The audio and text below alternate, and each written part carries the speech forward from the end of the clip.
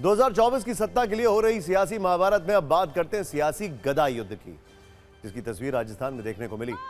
आज हनुमान जयंती के मौके पर पीएम मोदी राजस्थान के टोंक सवाई माधोपुर पहुंचे, जहां बयानों वाली गदा चल रही थी और शब्दों से विपक्ष पर चोट की जा रही थी। पीएम ने कहा कि कांग्रेस के जाने के बाद पहली बार शांति से पूरे राजस्थान में शोभा यात्रा निकली है। कांग्रेस ने तो राम राम कहने वाले राजस्थान में रामनवमी पर प्रतिबंध लगा दिया था। पीएम ने यह भी कहा कि कुछ दिन पहले कांग्रेस के शासन वाले कर्नाटक में हनुमान चालीसा सुनने पर दुकानदार को पीटा गया था और कांग्रेस राज में हनुमान चालीसा सुनना गुनाह है।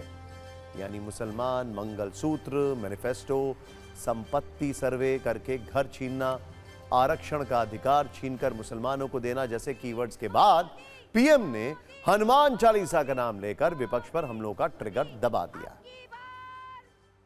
कुछ दिन पहले वहां एक छोटा दुकानदार, उसको सिर्फ इसलिए बुरी तरह से पीटा गया, लहूलुहान कर दिया गया, क्योंकि वो अपनी दुकान में बैठे बैठे हनुमान चालीसा सुन रहा था।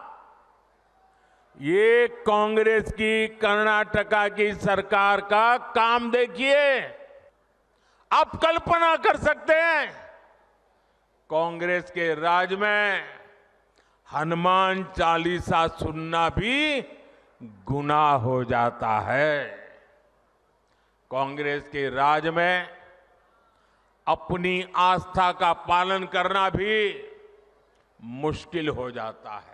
अब सीधी सीधी बात है, जब उनके पार्टी, उनके सारे नेता प्रभु राम का मंदिर बने, प्रभु राम का प्राण प्रतिष्ठा का अवसर हो, मंदिर के लोग जाके रूबरू में आने के लिए निमंत्रण दे, सम्मानपूर्वक निमंत्रण दे, और पब्लिकली उस निमंत्रण को ठुकरा दिया जाए,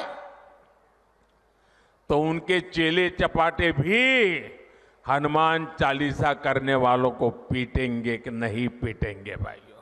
हमारे यहां तो सूरज की पहली किरण का स्वागत भी राम राम सा से होता है। राम राम सा, कोई किसी को मिले तो पहले मुंह से निकलता है राम राम सा। कांग्रेस ने तो राम राम सा कहने वाले राजस्थान में राम नवमी पर प्रतिबंध लगा दिया था। कांग्रेस ने शोभा यात्रा पर पत्थरबाजी करने वालों को सरकारी संरक्षण दिया था। आज राजस्थान में पीएम मोदी ने तुष्टीकरण वाली गेंदों पर भी लंबे जुबानी शॉट्स लगाए।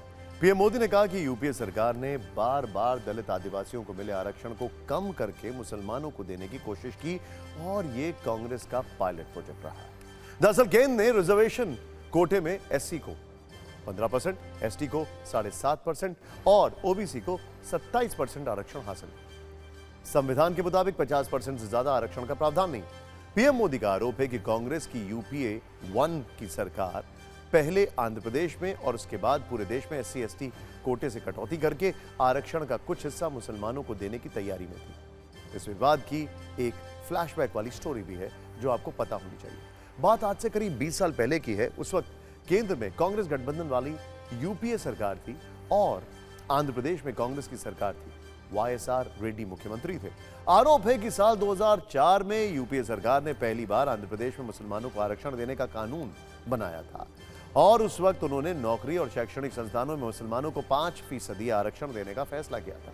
लेकिन सितंबर 2004 में आंध्र प्रदेश हाईकोर्ट ने इस कानून पर रोक लगाते हुए कहा था कि ऐसा करना पूरी तरह असंवैधानिक है। इसके बाद साल 2005 में दूसरी बार वाईएसआर सरकार इससे जुड़ा कानून लेकर आई। हालांकि तब भी हाईकोर्ट ने इस पर रोक लगाई और इसे असंवैधानिक कहा। आंध्र प्रदेश में तीसरी बार यह कोशिश साल 2007 में हुई। उस समय भी राज्य में वाईएसआर मुख्यमंत्री थे। उन्होंने इस बार 5% की जगह 4% आरक्षण मुसलमानों को देने का कानून बनाया, लेकिन हाईकोर्ट ने इस कानून को भी रद्द कर दिया। अब बीजेपी कांग्रेस की इन कोशिशों को ही चुनावी मुद्दा बना रही है। कांग्रेस पार्टी की सोच हमेशा से तुष्टीकरण की रही है, वोट बैंक की राजनीति की रही है। 2004 में जैसे ही कांग्रेस की केंद्र में सरकार बनी, उसके सबसे पहले किए गए कामों में था, सबसे पहला काम था चुनाव जीतने के बाद आंध्र प्रदेश में एससी एसटी के रिजर्वेशन में से कमी करके मुसलमानों को रिजर्वेशन देने का प्रयास। ये एक पायलट प्रोजेक्ट था जिसे कांग्रेस पूरे देश में आजमाना चाहती थी।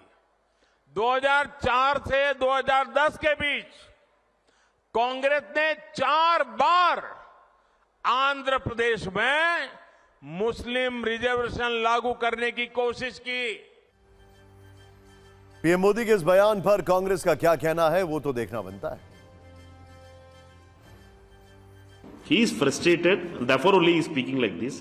One thing is that on the reservation front, Congress party is very clear. Congress party is the party which brought reservation to this country. We are convinced that reservation is the way in which we can give opportunities to those people who had denied the opportunities for thousands of years.